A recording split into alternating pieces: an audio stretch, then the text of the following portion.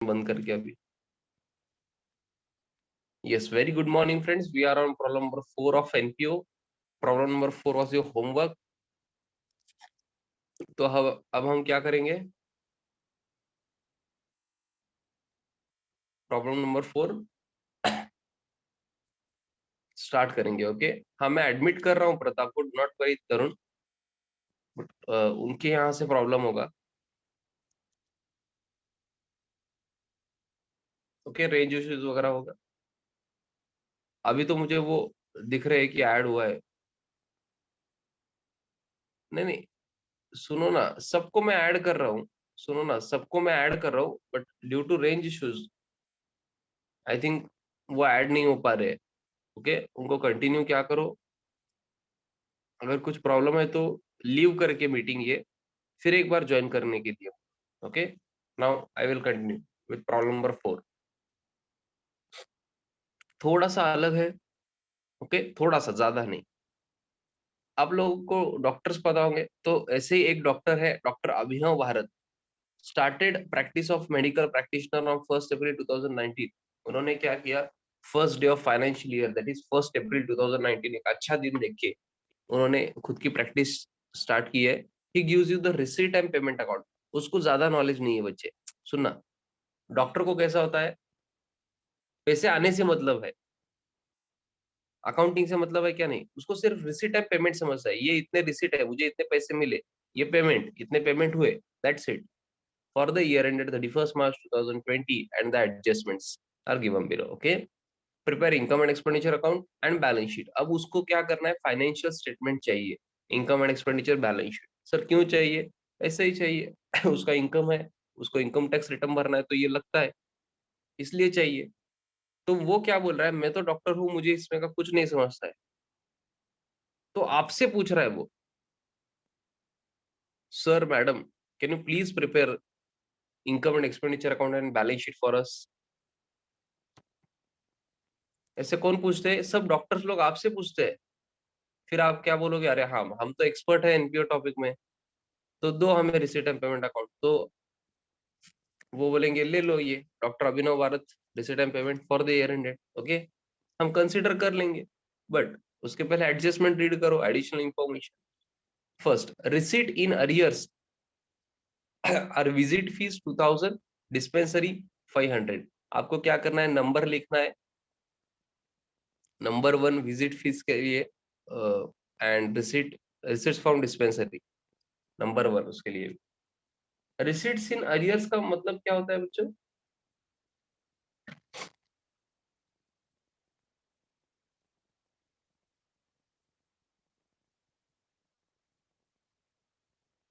Nothing but outstanding only. Okay, receipts in arrears मतलब पैसे नहीं मिले हैं आपको। हाँ, रिसीवेबल्स भी बोल सकते हो आप, करेक्ट है।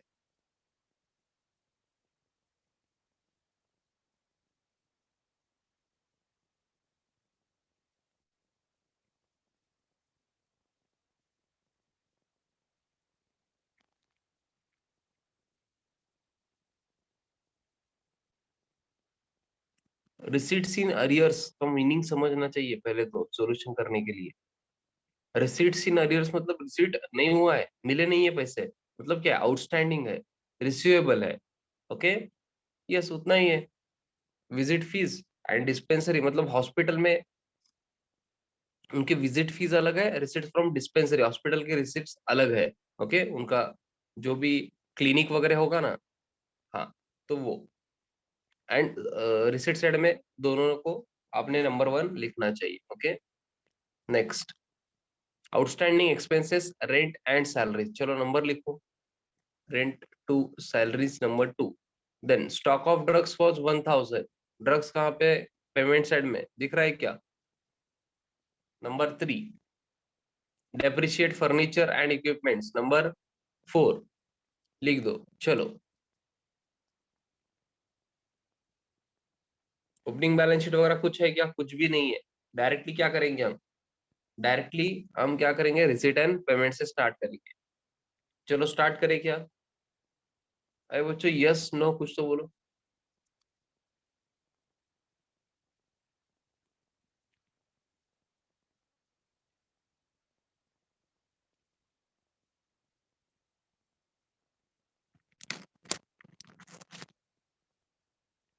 Yes, to cash introduced 25,000। ये मुझे नहीं समझ रहा है बच्चे, बताओ ना ये क्या है, इसका क्या करें?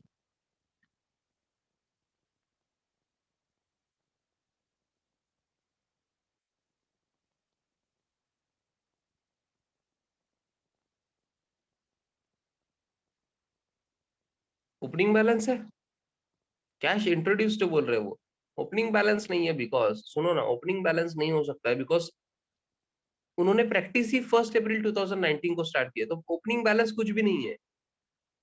ये उन्होंने कैपिटल इंट्रोड्यूस किया है बच्चे।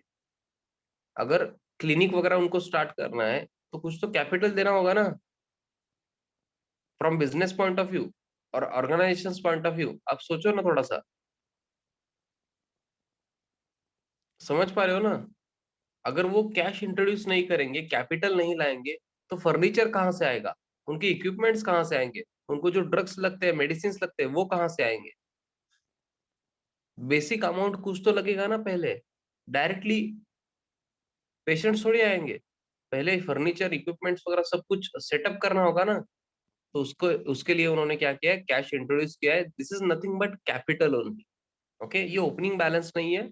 ओके, उन्होंने क्या किया है, कैश इंट्रोड्यूस किया है, कैपिटल इंट्रोड्यूस किया है।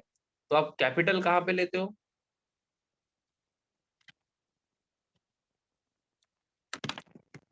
कैपिटल फंड, ये टॉपिक में आप कैपिटल फंड ही लिखोगे। अमाउंट इज 25,000 इनर कॉलम में। ये कैश इंट्रोड्यूस्ड के लिए है, ब्रैकेट में लिखना है तो लिख सकते हो।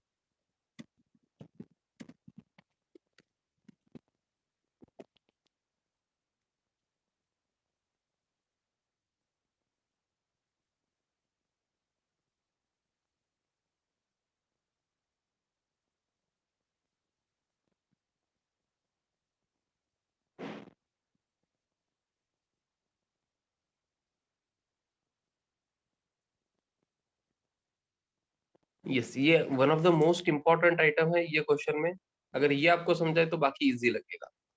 चलो, विजिट फीस, डॉक्टर्स के विजिट फीस है, रेवेन्यू रिसिट है, कैपिटल रिसिट है। विजिट फीस तो रोज मिलेंगे ना। रेवेन्यू रिसिट है, रेवेन्यू रिसिट कहाँ जाता है, इनकम साइड में, तो आपको लेना है इनकम साइड में by visit fees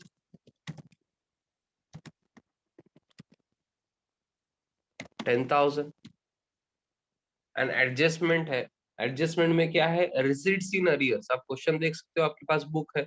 receipts in arrears visit fees है 2,000, मतलब उनको बोलना है आउटस्टैंडिंग विजिट फीस है, आउटस्टैंडिंग विजिट फीस। तो रिसीवेबल है, आउटस्टैंडिंग है, करंट ईयर के विजिट फीस है। अगर कुछ नहीं बोला है तो करंट ईयर के, तो करंट ईयर के विजिट फीस आपको इनकम एंड एक्सपेंडिचर में दिखाना चाहिए, नहीं दिखाना चाहिए? बिल्कुल दिखाना चाहिए। तो आपको क्या करना है, ऐड करना है, add outstanding, add outstanding, amount is 2,000। एक ही एडजस्टमेंट है तो आपको आउटर कॉलम में लेना है 12,000।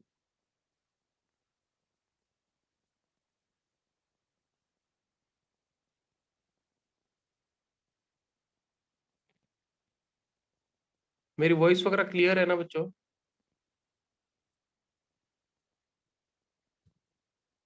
Yes, very good. हाँ, इसका सेकेंड इफेक्ट कहाँ जाएगा बच्चों, आउटस्टैंडिंग विजिट फीस का, outstanding visit fees. Second effect बताओ ना बच्चों, second effect.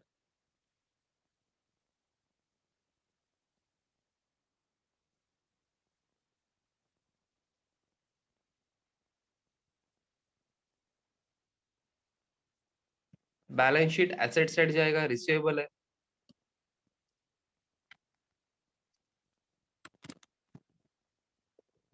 Outstanding visit fees 2,000, balance sheet asset side.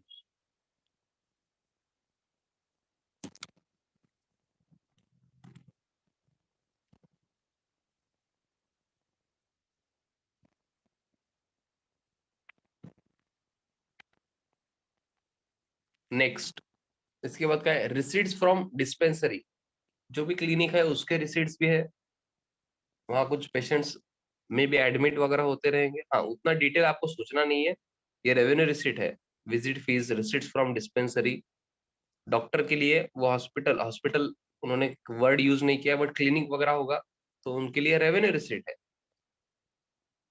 Revenue receipt है तो कहाँ जाएगा, इनकम साइड में, तो इनकम साइड आना है।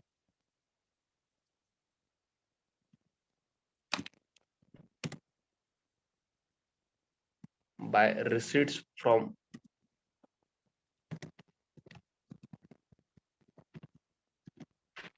डिस्पेंसरी, इससे भी एडजस्टमेंट है तो इसके रिलेटेड आपको क्या करना है, एडजस्टमेंट कंसिडर करना है। वो भी आउटस्टैंडिंग रिसीट्स फ्रॉम डिस्पेंसरी है, मतलब रिसीट्स फ्रॉम डिस्पेंसरी के रिलेटेड जो आपको 30,000 मिले हैं वो तो है, बट करंट ईयर की और 500 रुपीज है जो आपको नहीं मिले।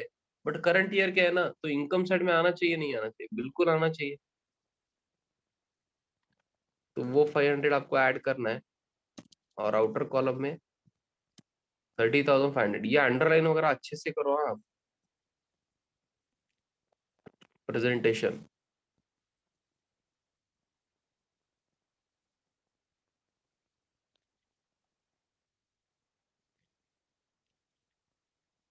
इसका भी सेकेंड इफेक्ट जाएगा बैलेंस शीट एसेट साइड। कुछ बच्चों को ये बोर होता रहेगा, करेक्ट है ना।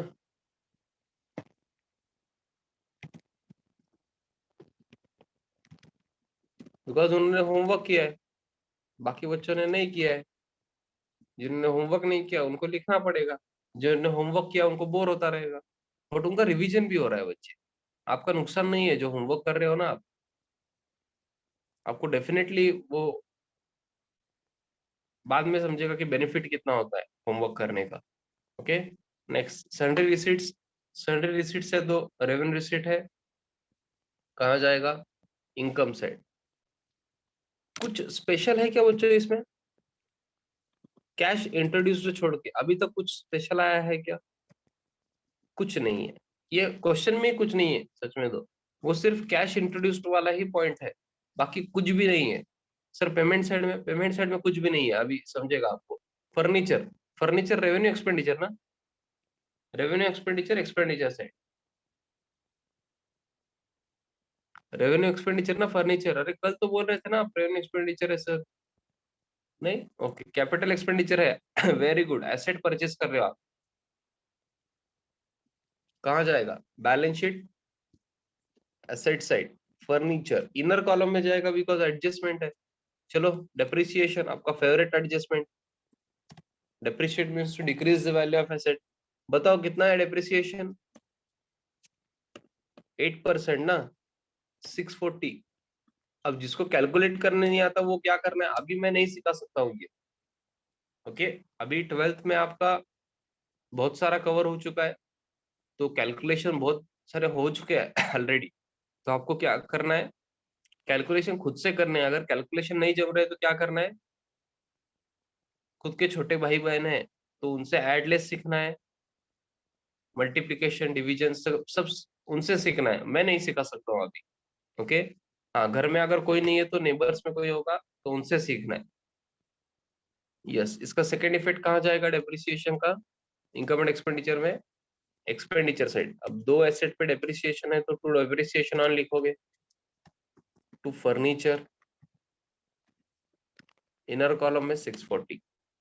ओके, यस, ये तो नया नहीं है, फाइनल अकाउंट से चलता है, सेम है।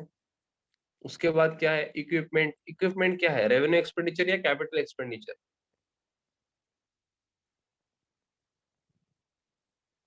Capital expenditure it is. Okay, तो क्या करना है आपको, एसेट साइड में जो जैसे आपने फर्नीचर लिया है ना, वैसे ही इक्विपमेंट्स ले लो, इनर कॉलम में 10,000। अरे आपको कुछ क्वेरीज वगैरह नहीं होते क्या सर, ये इक्विपमेंट्स रेवेन्यू एक्सपेंडिचर क्यों नहीं है, कैपिटल एक्सपेंडिचर ये बोल रहे हो आप, हमें क्वेरी, ऐसा कुछ नहीं लगता है क्या आपको, अरे बताओ ना। या सिर्फ कॉपी पेस्ट करते हो आप?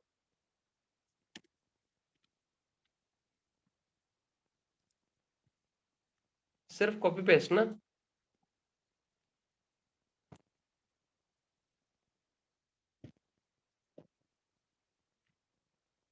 अरे जो डॉक्टर्स इक्विपमेंट्स यूज करते हैं ना, वो ऐसा है क्या कि एक पेशेंट के लिए इक्विपमेंट अब यूज किया तो अब फेंक देंगे? वो ऐसे नहीं होता है। अगर वो इक्विपमेंट्स ले रहे हो तो for 6 months, for 1 year, for 2 years, कभी कभी 5 ईयर्स वो यूज करने वाला है ना, तो उनके लिए एसेट है वो। समझ रहा है क्या? यस। सो इसका सेकेंड इफेक्ट रह जाएगा डेप्रिसिएशन का। आई होप आप सबको समझ रहा है। हाँ, इसमें सिखाने जैसा कुछ भी नहीं है। हाँ, मैं अभी ही बोल रहा हूँ। वो कैश इंट्रोड्यूस्ड एक ही पॉइंट है क्वेश्चन में, आप उसे स्टार मार्क कर दो।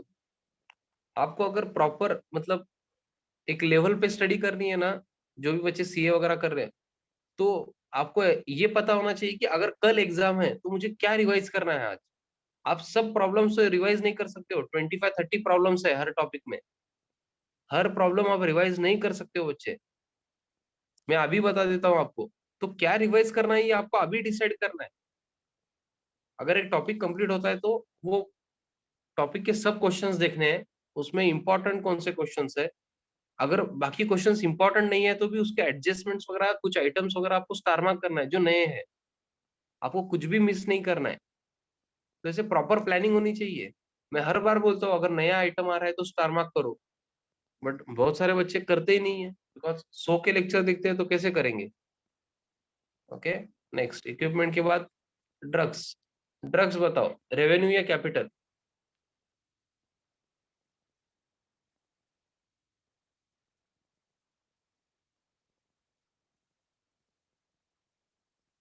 रेवेन्यू एक्सपेंडिचर है डॉक्टर के लिए, ड्रग्स मेडिसिन तो कहाँ आएगा? एक्सपेंडिचर साइड में। टू ड्रग्स एडजस्टमेंट है, इसलिए इनर कॉलम में 7,000। एडजस्टमेंट में क्या दिया है बच्चों? Adjustment number 3, stock of drugs was 1,000। तो उनको बोलना है कि मेडिसिन जो ड्रग्स वगैरह है 7,000 हमने पेमेंट किया है, बट उसमें से 1,000 जो है वो स्टॉक है 31 मार्च 2020 को। तो वो कब यूज होगा? नेक्स्ट ईयर यूज होगा। करंट ईयर का खर्चा है क्या? नहीं है, तो इसलिए हम लेस करते हैं। समझ रहे हैं क्या? लॉजिक समझ रहा है क्या? ये जो स्टॉक है ये अभी यूज होगा क्या? नहीं। करंट ईयर में यूज हुआ है क्या? नहीं। ये क्लोजिंग स्टॉक है, ये नेक्स्ट ईयर में यूज होगा, तो नेक्स्ट ईयर का खर्चा हुआ ना ये। करंट ईयर में हम नहीं दिखा सकते ये स्टॉक जो है 1,000, तो इसे लेस करना है। और आउटर कॉलम में 6,000 आएगा। आप जितना लर्न करना चाहोगे उतना प्रॉब्लम होगा। ओके, प्रीपेड नहीं बोल सकते ये, मेडिसिन का स्टॉक अपने पास है। ओके, प्रीपेड नहीं बोल सकते इसे। ओके, बिकॉज एक्चुअली मेडिसिन आपके पास है ना, कुछ सर्विस के लिए आप पेमेंट नहीं कर रहे हो। ओके, ये स्टॉक है आपके पास मेडिसिन। हाँ, इसका सेकेंड इफेक्ट कहाँ जाएगा? Stock of drugs, balance sheet asset side में, stock of drugs 1,000।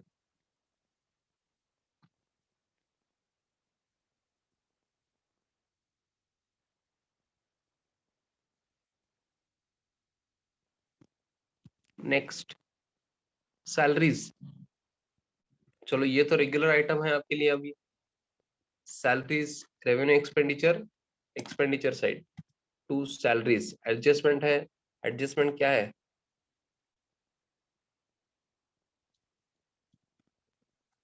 Adjustment is outstanding है। आउटस्टैंडिंग है, बट कब का है? करंट ईयर का है। करंट ईयर का, करंट ईयर के जो भी सैलरीज है वो एक्सपेंडिचर साइड में दिखाना चाहिए, नहीं दिखाना चाहिए? बिल्कुल दिखाना चाहिए। इसलिए आप क्या करते हो? ऐड, ऐड 1,000, आउटर कॉलम में 13,000। सेकेंड इफेक्ट कहाँ जाएगा?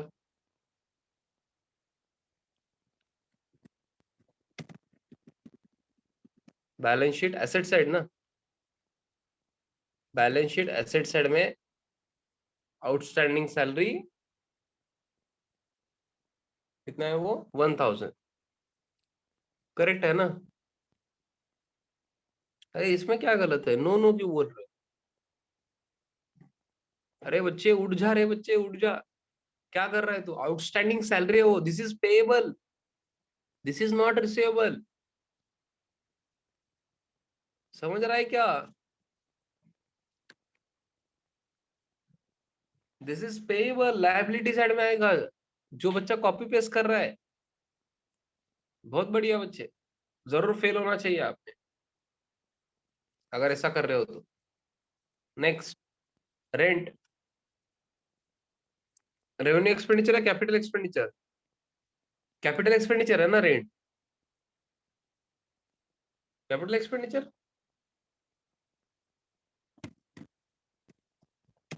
कुछ बच्चे तो ऐसा कंफ्यूज हो जाते हैं ना, बस ध्यान ही नहीं देते, कुछ पता ही नहीं है रेवेन्यू कैपिटल वगैरह।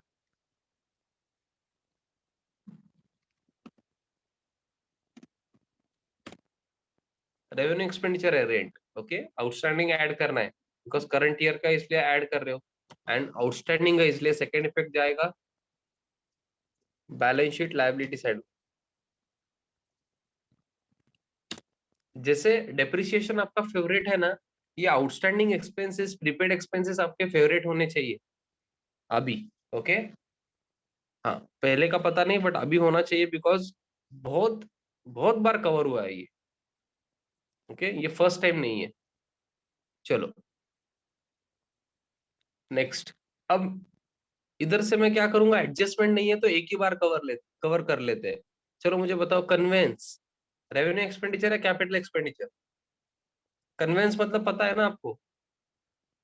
हाँ, ट्रैवलिंग एक्सपेंसेस डायरेक्टली बोल नहीं सकते, बट इन सिटी उनको, अगर क्लिनिक को जाना है डॉक्टर को, हाँ, तो कन्वेंस का खर्चा होता है वो। ओके, इन सिटी आप घूम रहे हो तो कन्वेंस बोल सकते हो। ओके, ट्रैवलिंग नहीं बोल सकते हम directly. Conveyance, this is revenue expenditure. Stationery revenue expenditure, electrical charges revenue expenditure, journals revenue expenditure, drawings, drawings भी रेवेन्यू एक्सपेंडिचर ना?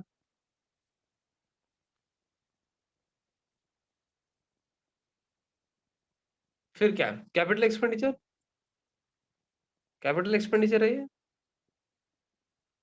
ड्राइंग्स कैपिटल एक्सपेंडिचर नहीं बच्चे, यहाँ पे आपका कॉमन सेंस काम आता है, एक्सपेंडिचर नहीं है वो ड्राइंग्स है।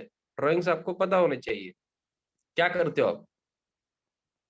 जैसे फाइनल अकाउंट में कैपिटल से लेस, वैसे ही यहाँ पे भी लेस। Okay, yes. तो बाकी पहले चार आइटम हम कवर कर लेंगे। ये बाय बैलेंस ब्रॉट डाउन है, ये क्लोजिंग बैलेंस है, ये तो बैलेंस शीट एसेट साइड जाएगा। Okay, yes. अभी आओ एक्सपेंडिचर साइड में आओ। पहले रेवेन्यू एक्सपेंडिचर ले लेते हैं सब, एक एक टू कन्वेंस 4000। अगर अमाउंट वगैरह रॉन्ग है तो बताओ please. To stationery 500, to electrical charges 5000, to journals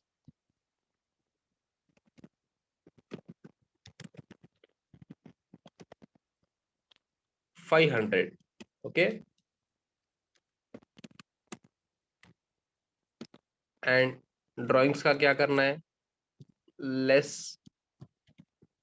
drawings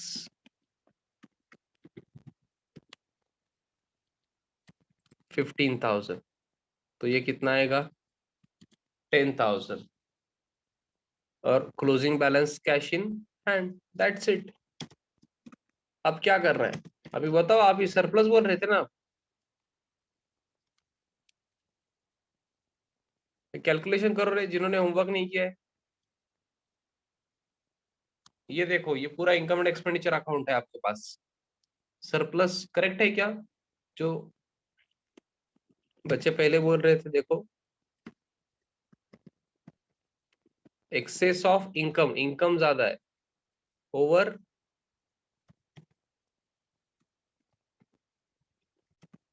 expenditure. 10,860 बोल रहे, प्लीज चेक।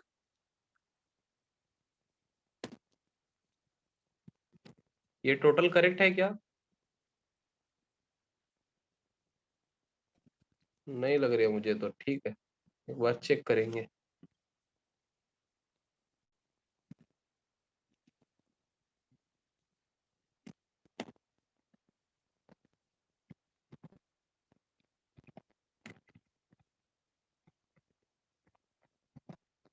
$47,500 और ये सरप्लस क्या होगा? ऐड सरप्लस लिखो, एक्सेस ऑफ इनकम और एक्सपेंडिचर मत लिखो यहाँ पे।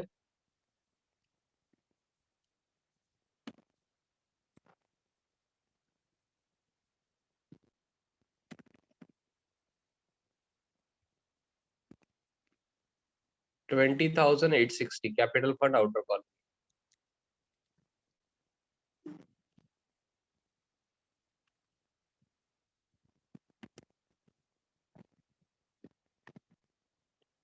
$22,360, आई थिंक आप यही बोल रहे थे balance sheet total. Very good, हाँ, जिन्होंने भी होमवर्क किया है और आंसर करेक्ट आया है, वेरी गुड, फैंटास्टिक। अगर कुछ क्वेरीज वगैरह है तो पूछो, चलो। हाँ, जब तक बाकी बच्चे क्वेरी पूछ पूछ रहे हैं। हाँ, जो बच्चे होमवर्क वगैरह कर रहे हैं, रेगुलर है, आपको ये टॉपिक अभी बोर हो रहा है क्या? ऐसा कुछ है?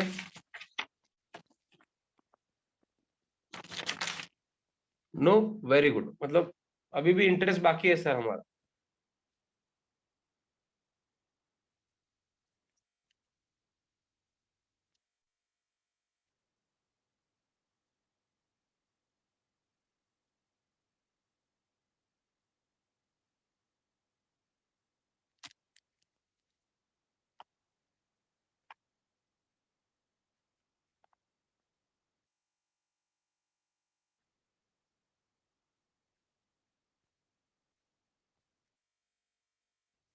यस, कल के लिए होमवर्क चाहिए क्या? या एक दिन रेस्ट लोगे आप? कैसा करोगे, होमवर्क चाहिए या रेस्ट लोगे? ऑलमोस्ट मैं रोज होमवर्क दे रहा हूँ, कुछ बच्चे कर रहे हैं, कुछ बच्चे नहीं कर रहे, तो सिर्फ रूलिंग की बात करूंगा मैं आज।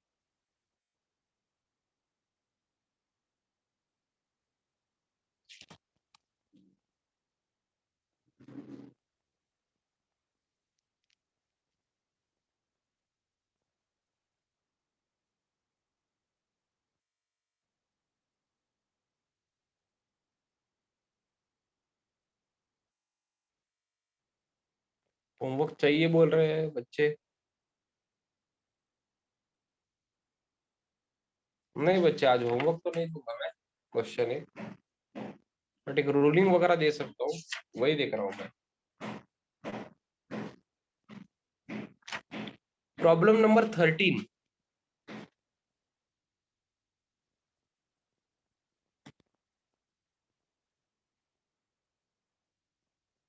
13, हाँ, लास्ट 1 मिनट इज रिमेनिंग। सो अगर मीटिंग एंड हो रही है तो टेंशन नहीं लेना है। Problem number 13 is your homework, 1-3। Okay,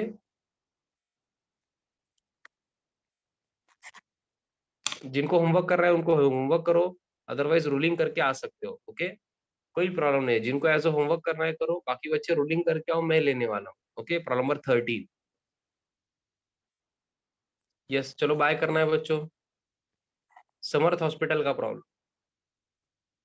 yes, bye bye and thank you.